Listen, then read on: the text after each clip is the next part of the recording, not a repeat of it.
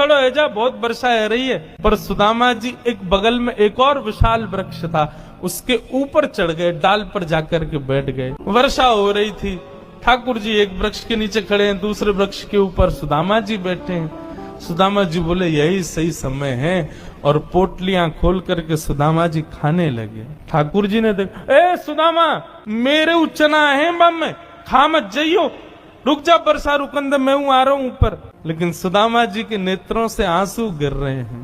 बोले लाला तू सदा प्रसन्न रहे, मेरे बट की लक्ष्मी भी तेरे पास आ जाए, तेरे जीवन में कभी कोई कष्ट नहीं आवे, मेरे लाला को कभी रोनो नहीं पड़े, कभी उदास नहीं हो, कभी दुखी नहीं हो, यही मेरी मित्रता को उपहार में अपने कृष्ण को देना चाहूं।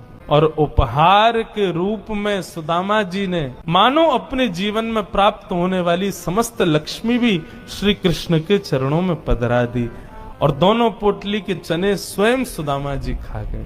द्वारिकाधीश कृष्ण उस दिन तो सोच रहे थे कि सुदामा तूने एक बार भी विचार नहीं किया कि मेरे भी चने थे उसमें, पा गया। सुदामा जी क्षमा मांगने लगे, बोले माफ कर दे लाला, भूख ज्यादा लगी, हमारे खा गए हो, लेकिन वास्तविकता कौन जाने। सुदामा जी महाराज फटी टूटी झोंपड़ी में रहते हैं, उधरी हुई धोती पहनते हैं, अन्न जल का तो कोई ठिकाना ही नहीं है, ऐसे घर में रहते हैं। पत्नी बोली द्वारिकाधीश आपके मित्र हैं, आप जाते क्यों नहीं कभी उनसे मिलने। सुदामा जी बोले कहीं मेरी दशा देख करके कोई ये ना सोचे गरीब है, भिखारी मांगने आया।